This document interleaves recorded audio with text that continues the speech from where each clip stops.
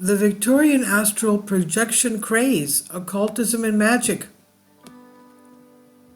We tend to think of the Victorians as being a little staid and boring, but the truth is they were into some pretty weird things like astral projection.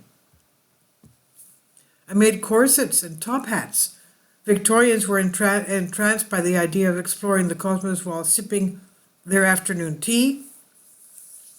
This peculiar fascination with astral projection, the art of detaching one's spirit from the earthly shackles, led to a surge of curiosity and speculation. From seances to secret societies, this trend promised a mystical ticket to the unknown, but did it deliver or dissolve into mere illusion? Let's delve into the strange waters of Victorian occultism, where the boundaries between reality and imagination are blurred like the tendrils of a mesmerizing Victorian fog. Spirit walking.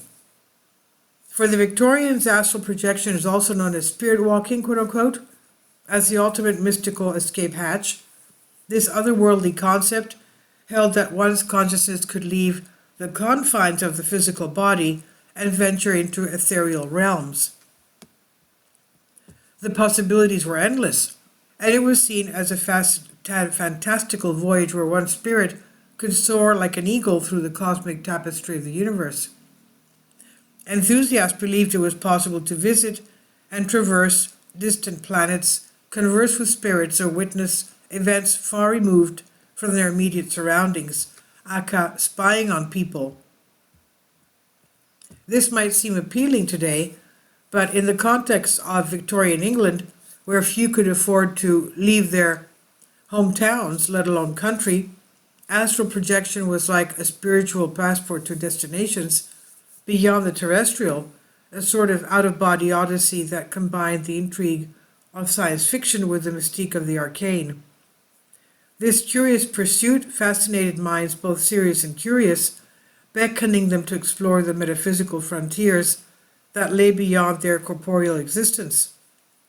The Victorian era was one of discovery, and it felt like this was just another fascinating thing about the world to discover.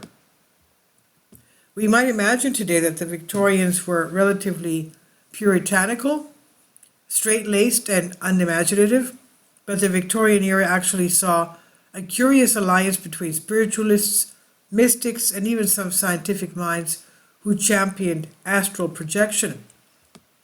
Influential figures like Helena Blavatsky, co-founder of the Theosophical Society, and Hereward Carrington, a renowned psychical researcher, lent their support to this strange endeavor.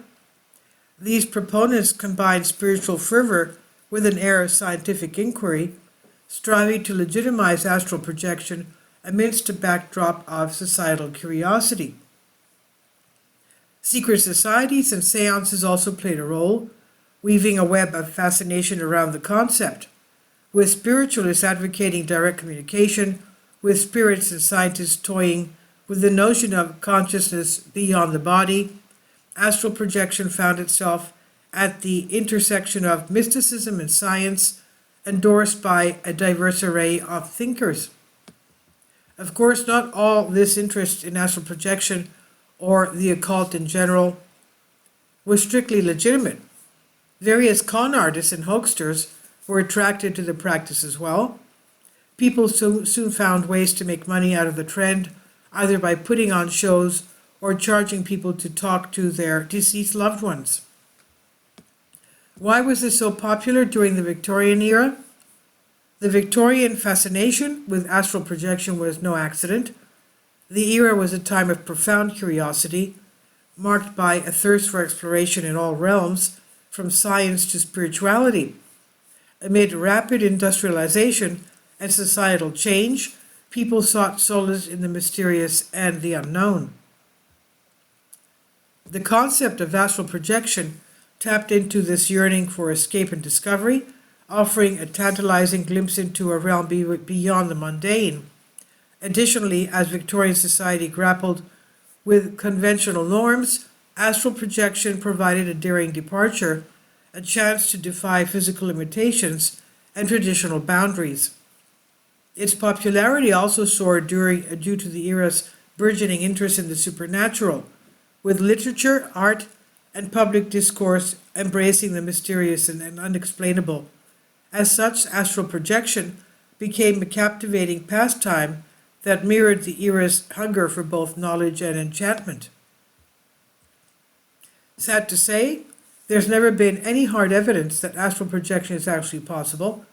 As the Victorian era waned, skepticism began to cast its shadow over the once glistening allure of astral projection. Skeptics and scientists started scrutinizing the claims, seeking evidence beyond anecdotal experiences. The rise of psychological and physiological explanations for out-of-body experiences prompted doubts about the validity of astral projection.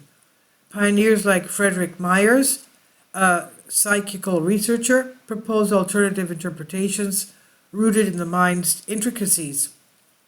As the scientific method gained prominence, astral projection's lack of empirical support led it to lose favor. As the 20th century dawned, advances in psychology and neurology further chipped away at this mystical facade, but that's not to say it disappeared altogether. Some still held onto the idea of astral projection, including the United States government, among others. The Cold War was a strange time during which both the United States and its allies and the Soviets would do anything to get ahead of each other, and this included straying into the realms of fringe and paranormal science. MK Ultra is perhaps the most famous of these projects. Scientists in the United States experiment on willing and unwilling subjects to try and unlock their psychic potential. What better tool for a clandestine agency is there than someone who can astral project, spying anywhere in the world without a trace? Another craze from the crazy Victorians: whether or not any government actually made any headway with astral projection experiments is still a matter of debate. There's little heard evidence of it, but plenty of people are still convinced.